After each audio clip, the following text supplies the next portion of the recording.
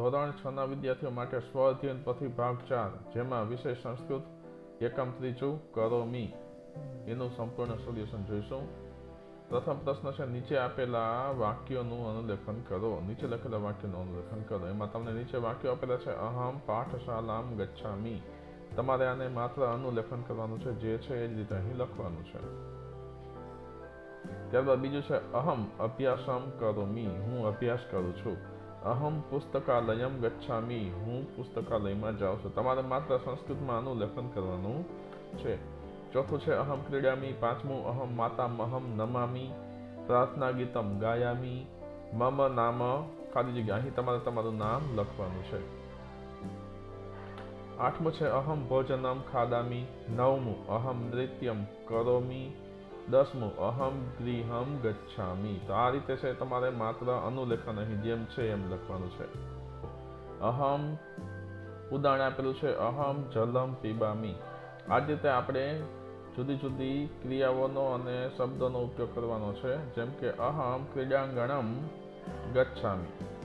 અહમ પ્રાર્થના ગીતમ ગાયામિ. અહમ ભોજનમ ખાદામિ.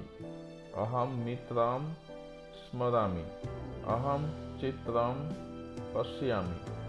અહમ જલમ પીબામિ.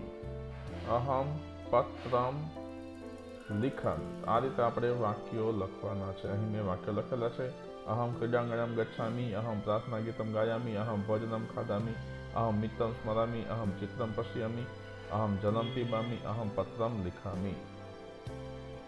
ત્રીજો પ્રશ્ન છે, ક્રિયાપદ, ચિત્રના આધારે ક્રિયાપદ તમારે લખવાનું છે. જેમ કે અહીં ચિત્ર જોવો છો, બાળક ગાતું હોય એવું લાગે છે, તો ગાયતી. અહીં રમે છે એટલા માટે ક્રીડતી અથવા તો ખેલતી. અહીં નૃત્ય કરે છે એટલા માટે નૃત્યતી. અહીં તરે છે એટલા માટે તરતી. અહીં ઘોડો છે એ દોડે છે એટલા માટે ધાવતી. બાલિકા વાંચે છે એટલે આપણે લખીશું પઠતી. ચોથું છે, તમારા શિક્ષક બોલે તે પ્રમાણે શ્રુત લેખન કરો. તમને શિક્ષક જે લખાવે તે તમારે અહીં લખવાનું છે. મેં અહીં આ રીતે વાક્યો લખેલા છે.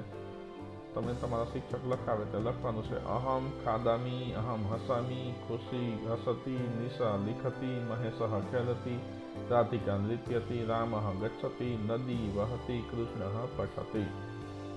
ત્યારબાદ છે, તમને ગમતા કોઈ બે ક્રિયાપદોના ચિત્રો બનાવો. તો અહીં માનો કે આ રીતે એક ચિત્ર મેં મૂકેલું છે કે ચિત્રમાં જુએ છે તો પશ્યતી. અહીં બાળક દોડે છે તો ધાવતી. એ રીતે તમે કોઈ પણ ચિત્ર અહીં તમારે બનાવવાનું છે.